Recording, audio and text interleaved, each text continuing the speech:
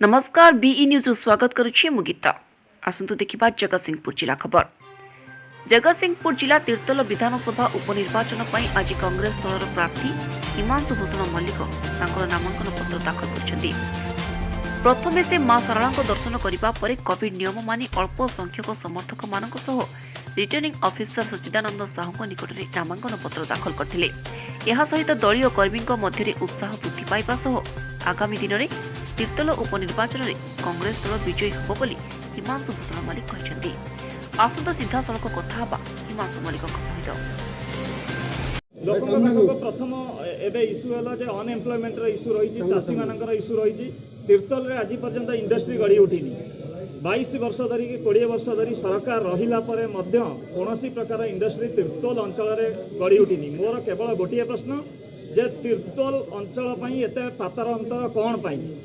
जहाँकि दिने उपमुख्यमंत्री बसंत बाबू माटी थिला ता पई एते पातर अंतर कौन पाई एपर्यंत जाए बसंत बाबू जो सुताकल करके जाइथिले तार एपर्यंत जाए पुनरुद्धार हो पारिनी। ठीक सही परी हंसुआ नई रे वर्षा दिने आखपाख तार जो चाष जमी अच्छी हेक्टर हेक्टर चाष जमी नष्ट होउची चाषी मानकर मुंड बिंधार कारण होउची बारंबार समस्ते आसी सेठी बुलिकी देखिकी जाउछंती किंतु तार सॉल्यूशन कोन पई एपर्यंत जाए हेइनी घेरी बंध कोन पई हेइनी हिसाब रे एई जिंस कहली जे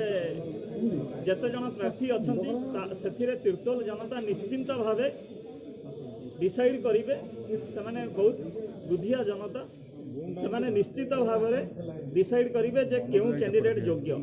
आपण को केते आशावादी अछन केते आशावादी अछंती निश्चित भावे मु बहुत आशावादी अछि आ तीर्तोल जनता ऊपर मोर भरोसा अछि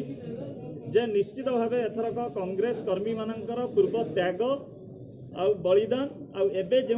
प्रकार भावे उत्साहित भावे काम करूछंती तार निश्चित विजय हेबो। जगतसिंहपुर रीता साहू को रिपोर्ट।